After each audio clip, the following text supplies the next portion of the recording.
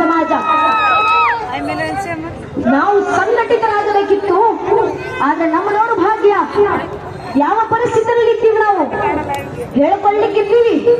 ಜಗತ್ತಿನಲ್ಲಿ 100 ಕೋಟಿಗೂ ಹೆಚ್ಚು ಹಿಂದೂಗಳ ಜನಸಂಖ್ಯೆ, ಆದ್ರೆ ಒಬ್ಬ ಹಿಂದುವಿನ ಮುಂದೆ ನಿಂತಿವತ್ತು. ನೀನ್ ಯಾರಪ್ಪ, ನೀನ್ ಯಾವ ಸಮಾಜಕ್ಕೆ ಸೇರಿದವನು ಅಂದ್ರೆ ಹಿಂದುವಿನ ಬಾಯಿನಲ್ಲಿ ಧರ್ಮದ ಹೆಸರು ಬರೋಕ್ಕೂ ಮುಂಚೆ ಜಾತಿ ಹೆಸರು ಬಂದಿರುತ್ತೆ. ಒಬ್ಬ ಹಿಂದೂ ಹೋಗೋಕ್ ಮುಂಚೆ ಒಬ್ಬ ಹಿಂದೂ ಬ್ರಾಹ್ಮಣ ಆಗ್ತಾರೆ, ಒಬ್ಬ ಹಿಂದೂ ಲಿಂಗಾಯತರಾಗ್ತಾರೆ, ಒಬ್ಬ ಹಿಂದೂ ಕುರುಬರಾಗ್ತಾರೆ, ಒಬ್ಬ ಹಿಂದೂ ಗೌಡ್ರಾಗ್ತಾರೆ, ಒಬ್ಬ ಹಿಂದೂ ನಾಯಕ ಆಗ್ತಾರೆ, ಒಬ್ಬ ಹಿಂದೂ SC, ಒಬ್ಬ ಹಿಂದೂ SC, ಒಬ್ಬ ಹಿಂದೂ ಶೆಟ್ಟಿ, ಒಬ್ಬ ಹಿಂದೂ ಪೂಜಾರ್, ಒಬ್ಬ ಹಿಂದೂ ಮರಾಠ, ಒಬ್ಬ ಹಿಂದೂ ರಾಜ್ಪೂತ್, ಒಬ್ಬ ಹಿಂದೂ ಬನಿಯಾ. ಅರೆ ಹಿಂದೂ ಆಗೋದು ಯಾವಾಗ? ನಾವು ಹಿಂದೂಗಳ ಅರ್ಥ ಮಾಡ್ಕೊಳ್ಬೇಕು. ನಮ್ಮ ಜಾತಿ ಯಾವುದೇ ಇರಲಿ, ಆ ಜಾತಿಗಳ ಮೇಲೆ ನಾವಿಟ್ಟಿರುವಂತ ಜಾತಿ ಪ್ರೇಮ ಎಷ್ಟೇ ವಿಶಾಲವಾಗಿರ್ಲಿ, ನಮ್ಮ ಜಾತಿ ನಮ್ಮನೆ ದೇವ್ರ ಕೋಣೆ ಒಳಗೆ ಸೀಮಿತವಾಗಿರ್ಬೇಕು. ನಮ್ಮ ರಾಜಕೀಯ ಆಸಕ್ತಿ ಯಾವುದೇ ಇರಲಿ, ನೀವು ಯಾವ ರಾಜಕೀಯ ಪಕ್ಷಕ್ಕೆ ಬೇಕಾದ್ರೂ ಕೆಲಸ ಮಾಡ್ಕೊಳ್ಳಿ, ನಿಮ್ಮ ನೀವು ಯಾವ ರಾಜಕೀಯ ಪಕ್ಷದ ಕಾರ್ಯಕರ್ತ ಅಂತ ಬೇಕಾದ್ರೂ ಹೇಳ್ಕೊಂಡು ತಿರುಗಾಡಿ, ಆದ್ರೆ ನಮ್ಮ ರಾಜಕೀಯ ಆಸಕ್ತಿ ನಮ್ಮ ಮನೆ ಬಾಗಿಲ ಒಳಗೆ ಸೀಮಿತವಾಗಿರ್ಬೇಕು.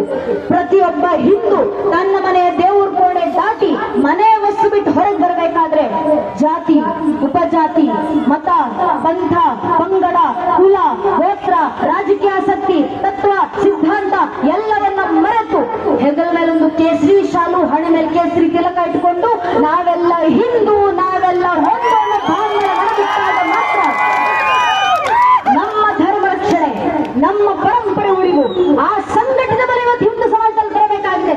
ಅರೆ ಒಮ್ಮೆ ಹಿಂದೂ ಸಮಾಜ ಸಂಘಟಿತವಾಗಿ ಬಂದ್ರೆ ಜಗತ್ತಲ್ಲಿ ಎಂಥ ಬದಲಾವಣೆ ತರ್ಕೊಂಡು ನಾವು. ಕೆಲವು ದಶಕಗಳ ಹಿಂದೆ ಪೂಜ್ಯನೆ ಅಶೋಕ್ ಸಿಂಗಾಜ್ ಅವರು ನಿಂತು ಇದೇ ನೆಲದಿಂದ ಇಡೀ ದೇಶಕ್ಕೊಂದು ಕರೆಯನ್ನ ಕೊಟ್ಟಿದ್ರು. ರೋಮ ರೋಮ ಮೇರ ಮಯ ಹೇ ರಾಮ್ ಕಿಲಿ आओ कार सेवको, बनो कार सेवको, पिटो कार सेवको, गाओ कार सेवको, अगर समय पड़े तो अयोध्या में भेजी सरयू नदी को अपने लहू से लाल करना पड़े तो डरना कार सेवको. ಅಶೋಕ್ ಸಿಂಗಾಜ್ ಅವರ ಕರೆ ಅರ್ಥಾತ್ ರೋಮದಲ್ಲಿ ರಮಿಸಿರುವಂತ ರಾಮರಿಗೋಸ್ಕರ ಬನ್ನಿ ಕಾರ ಸೇವಕರಾಗಿ ಹಿಂದೂಗಳೇ. ಸಮಯ ಬಂದ್ರೆ ಅಯೋಧ್ಯೆಯಲ್ಲಿ ಹರಿತಿರುವಂತ ಸರಿಯು ನದಿಯನ್ನ ನಿಮ್ಮ ರಕ್ತದ ಕಣಗಳಿಂದ ಕೆಂಪಾಗಿಸುವ ಸಂದರ್ಭ ಬಂದ್ರು ಹಿಂಜರಿದಿರಿ ಕಾರ ಸೇವಕರೇ. ಒಂದು ಅಶೋಕ್ ಸಿಂಗಾಜ್ ಅವರ ಆ ಕರೆಗೆ ಹೋಗೊಟ್ಟು ನನ್ನ ನಿಮ್ಮ ಹಿರಿಯರು ಲಕ್ಷ ಸಂಘಟಿತರಾಗಿ ಬಂದ್ರಲ್ಲ.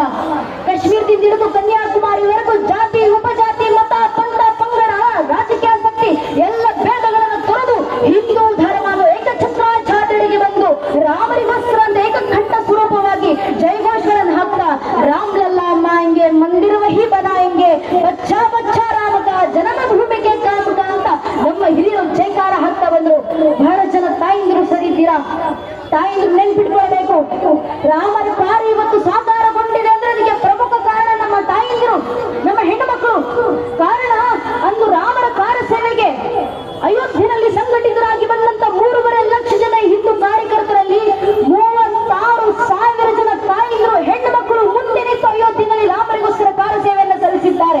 ಮುಂದೆ ಮಾತಾ ಉಮಾ ಭಾರತಿ, ಕಾವಿ ತೊಟ್ಟ ಮಾತಾ ರಿತಂಬರಿ, ಜೊತೆಗೆ 36,000 ಜನ ತಾಯಿಂದ್ರು ಕೈ ಹಿಡಿದು ಮಾನವ ಸರ್ಪಣಿಗಳನ್ನು ಮಾಡಿ ರಾಮರಿಗೆ ಗಾನಗಳನ್ನು ಹಾಡ್ತಾ, ಭಜನೆಗಳನ್ನು ಹಾಡ್ತಾ, ಕಂಕರ್ ಕಂಕರ್ ಶಂಕರ್ ಜಿಸ್ಸಾ ಪ್ರಾಣ ಪ್ರಾಣ ಮೇ ಗೀತಾ ಹೇ, ಜೀವನ್ की धड़कन रामायण पग पग पर बनी पुनीता है, यदि राम नहीं है तो श्वास में जीवन का गटरीता है, नर नार श्री पुरुषोत्तम का हम मंदिर भव्य बनाएंगे, सौगंध राम की गाते हम मंदिर वही बनाएंगे ಅಂತ ನಮ್ಮ ತಾಯಿಂದು ಹಾಡ್ತಾ ಹಾಡ್ತಾ ಕಾರ್ಯ ಸೇವೆ ಸಲ್ಲಿಸಿದ್ರಲ್ಲ.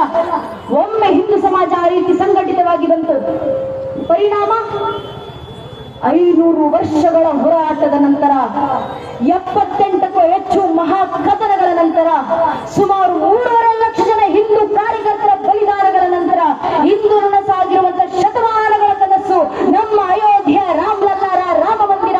ಆ ಒಂದು ರಾಮ ಮಂದಿರ ಕಣ್ತುಂಬಿಸಿಕೊಳ್ಬೇಕಂದ್ರೆ ಅದರ ಹಿಂದೆ ಎಷ್ಟು ದೊಡ್ಡ ಸಂಘಟಿತ ಬಲದ ಕಾರ್ಯ ಬೇಕಾಯಿತು. ಒಮ್ಮೆ ಹಿಂದೂ ಸಮಾಜ ಸಂಘಟಿತವಾಗಿ ಬಂತು. ಪರಿಣಾಮ ಇಷ್ಟು ವರ್ಷ ನಾವುಗಳು ಹಾಡಾಡ್ಕೊಂಡು ತಿರುಗಾಡ್ತಾ ಇದೀವಿ. ನಮ್ಮ ಯುವಕರು, ನಮ್ಮ ಕಾರ್ಯಕರ್ತರು, ನಮ್ಮ ಹೆಣ್ಣು ಮಕ್ಕಳು ವಾಟ್ಸ್ಆಪ್ ಸ್ಟೇಟಸ್, ಇನ್ಸ್ಟಾ ಸ್ಟೋರಿಗಳಲ್ಲಿ ಹಾಡಿಡ್ಕೊಂಡು ತಿರುಗಾಡ್ತಾ ಇದ್ರು. ಬನಾಯಂಗೆ ಮಂದಿರ ಅಂತ ಭಾಯಿ ಲೋಗ್ ಬನ್ ಗಯಾ ಮಂದಿರ ಕಟ್ಟಿದ್ದಾಯ್ತು. ಭವ್ಯ ಖಂಡ ರಾಮ ಮಂದಿರದ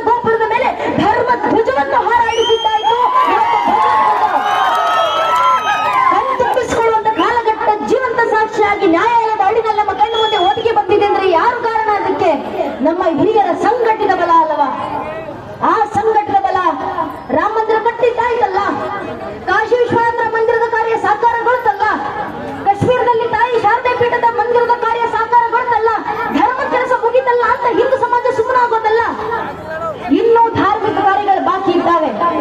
ಕಟ್ಟಿರೋದು ಅಯೋಧ್ಯೆಯಲ್ಲಿ ರಾಮ ಮಂದಿರ ಮಾತ್ರ.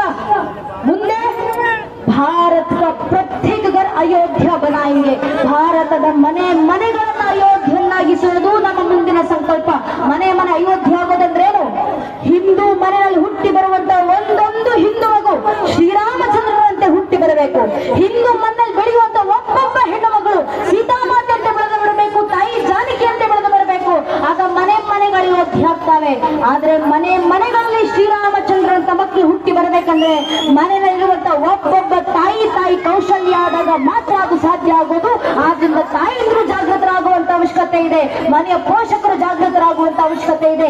ಹಿರಿಯರು ಜಾಗೃತರಾಗಿ ಮನೆ ಮಕ್ಕಳನ್ನು ಜಾಗೃತಗೊಳಿಸಿ ಧರ್ಮ ರಕ್ಷಣೆ ಆಗಬೇಕು, ಪರಂಪರೆ ರಕ್ಷಣೆ ಆಗಬೇಕು. ಯಾರಿಂದ ಸಾಕಾರಗೊಳ್ಳುತ್ತೆ? ಮುಂದಿನ ಪೀಳಿಗೆ ಮಕ್ಕಳಿಂದ ಅಲ್ವಾ? ಆ ಮಕ್ಕಳ ಧರ್ಮ ಜಾಗೃತಿ ಮೂಲಕ, ಯಾವುದರ ಮೂಲಕ ಧರ್ಮ ಜಾಗೃತಿ ಮಾಡ್ತೀರಾ? ಆ ಮಕ್ಕಳಲ್ಲಿ ಧರ್ಮ ಬೋಧನೆ ಮಾಡುವ ಮೂಲಕ, ಧರ್ಮ ಜ್ಞಾನ ಕಲ್ಪಿಸುವ ಮೂಲಕ, ಧರ್ಮ ಗ್ರಂಥಗಳ ಪರಿಚಯ ಮಾಡಿಕೊಡುವ ಮೂಲಕ. ನಿಮ್ಮಿಂದ ಸಾಧ್ಯವಾದರೆ ಮಕ್ಕಳಿಗೆ ಧರ್ಮ ಗ್ರಂಥಗಳನ್ನು ಓದಿಸಿ. ವೇದೋಪನಿಷತ್ತುಗಳು ಆಗಿಲ್ಲ, ನಮಗೆ ವೇದೋಪನಿಷತ್ತುಗಳನ್ನು ಓದಿ ಬರೋದಿಲ್ಲ, ನಮಗೆ ರಾಮಾಯಣ ಮಹಾಭಾರತ ಅಂತ ಇತಿಹಾಸವನ್ನು ತಿಳ್ಕೊಳ್ಳಿಕ್ಕೆ ಬರೋದಿಲ್ಲ. 18 ಪುರಾಣಗಳು ವೇದವ್ಯಾಸರು ರಚಿಸಿದ್ದಾರೆ. ಆ ಪುರಾಣದ ಕಥೆಗಳನ್ನು ಮಕ್ಕಳಿಗೆ ಹೇಳ್ಕೊಡ್ಲಿಕ್ಕೆ ನಮಗೆ ತಿಳಿಯೋದಿಲ್ಲ. ಕನಿಷ್ಠ ಪಕ್ಷ ಭಗವದ್ಗೀತೆ ಶ್ಲೋಕಗಳನ್ನು ಮಕ್ಕಳ ಬಾಯಿಗೆ ಹೇಳಿಸ್ಲಿಕ್ಕೆ ನಮಗೆ ಸಾಧ್ಯ ಇಲ್ಲ ಅಂತ ಅನ್ಸಿದ್ರೆ ಪರವಾಗಿಲ್ಲ ಸ್ವಾಮಿ.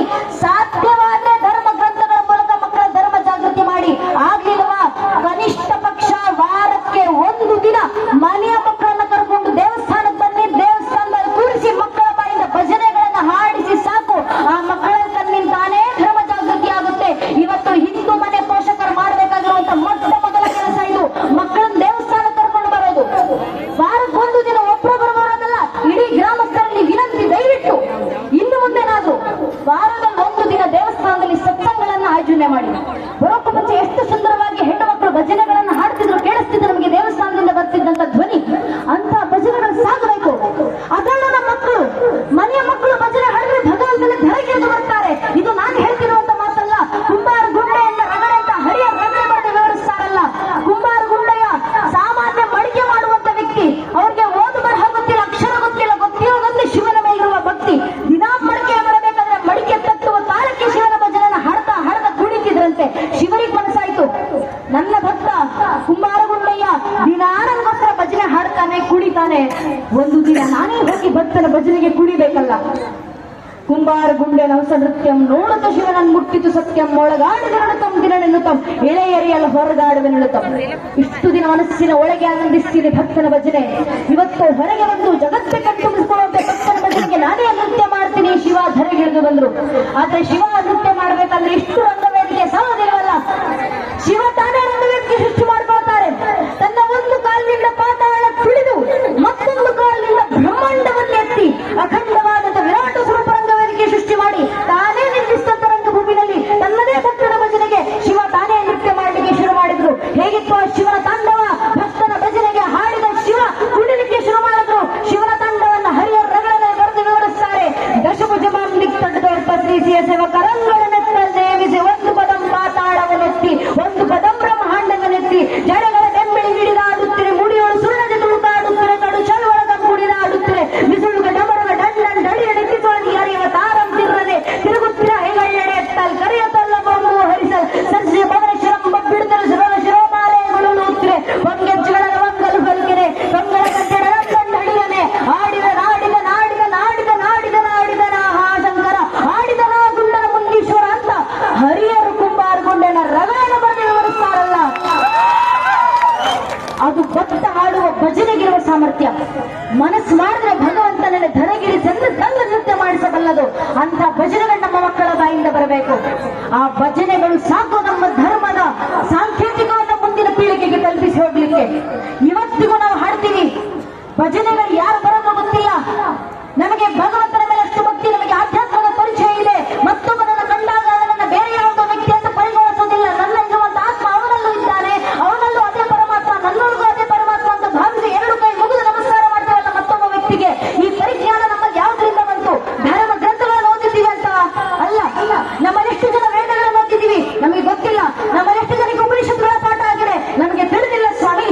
ಆದ್ರೆ ಇವತ್ತಿಗೂ ಎದುರಿಗೆ ಒಬ್ಬ ವ್ಯಕ್ತಿ ಕಂಡಾಗ ಅವನನ್ನು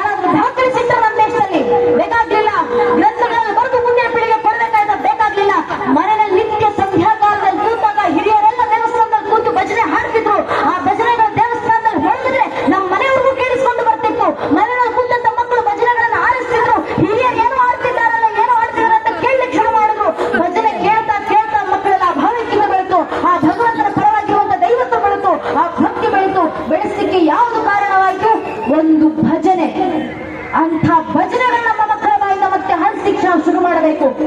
ಯಾಕೆಂದ್ರೆ ಹಿರಿಯರು ಹೇಳ್ತಾರೆ, ಭಜನೆ ಮಾಡುವ ಮನೆ ಎಂದಿಗೂ ವಿಭಜನೆ ಆಗೋದಿಲ್ಲ. ಭಜನೆಗಿರುವ ಸಾಮರ್ಥ್ಯ ಅದು ಮನೆ ಮನೆಗಳನ್ನ ಸಂಘಟಿಸುತ್ತೆ, ಕುಟುಂಬಗಳನ್ನ ಒಗ್ಗೂಡಿಸುತ್ತೆ, ಸಮಾಜವನ್ನ ಸಂಘಟಿಸುತ್ತೆ. ಆದ್ರಿಂದ ಮಕ್ಕಳ ಬಾಯಿಂದ ಭಜನೆಗಳನ್ನ ಹಾಡಿಸಿ. ಯಾರಿ ಕೆಲಸವನ್ನ ಸಾಕಾರಗೊಳಿಸಬೇಕು? ಮನೆಯ ಪೋಷಕರು.